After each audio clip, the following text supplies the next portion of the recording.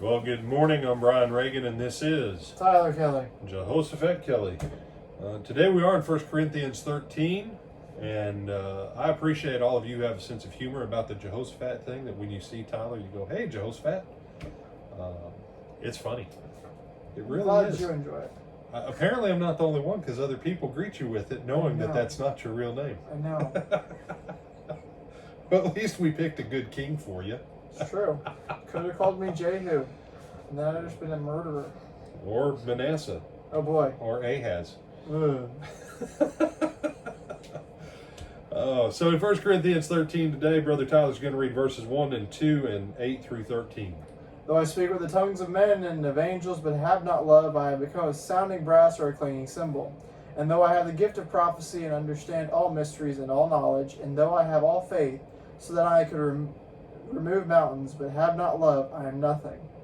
Love never fails, but whether there are prophecies, they will fail. Whether there are tongues, they will cease. Whether there is knowledge, it will vanish away.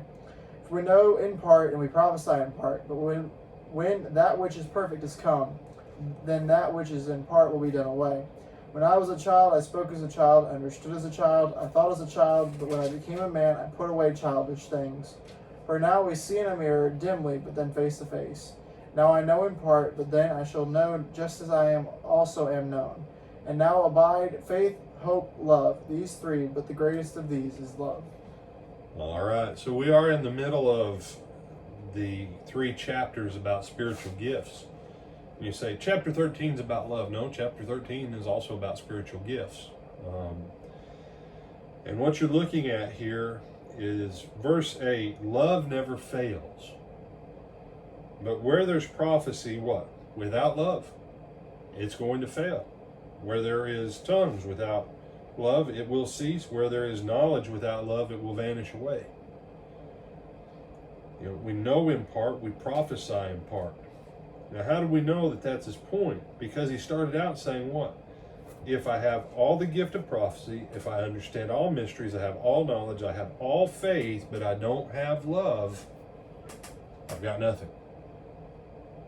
And so as the apostle continues on, he wants us to understand, and this is what he was trying to communicate to the first century church there at Corinth, but the lesson is still true to us today.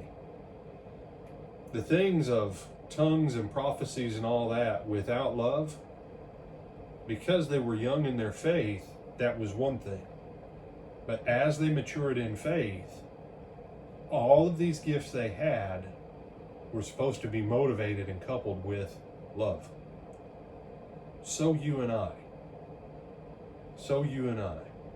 as we mature in Christ in faith, what was acceptable of us when we were newborns in Christ is not the same thing that's acceptable of us after we've been Christians for 20 years. The problem is, like the writer to Hebrews says, by the time that you should be teachers, you need someone to teach you the first things all over again. Too often we haven't grown in faith, we haven't grown in love, we haven't grown in hope. And if you and I would have our Christian faith to mean something and to endure, it has to be founded in love. Tyler, do you have some thoughts on this? No, sir. You sure? Yes, sir. All right. Well, I'll leave you with that thought for the day. And Lord willing, we'll see you at 12:30 for lunchtime on the mountain. Oh, wait, no. We're done. We are done.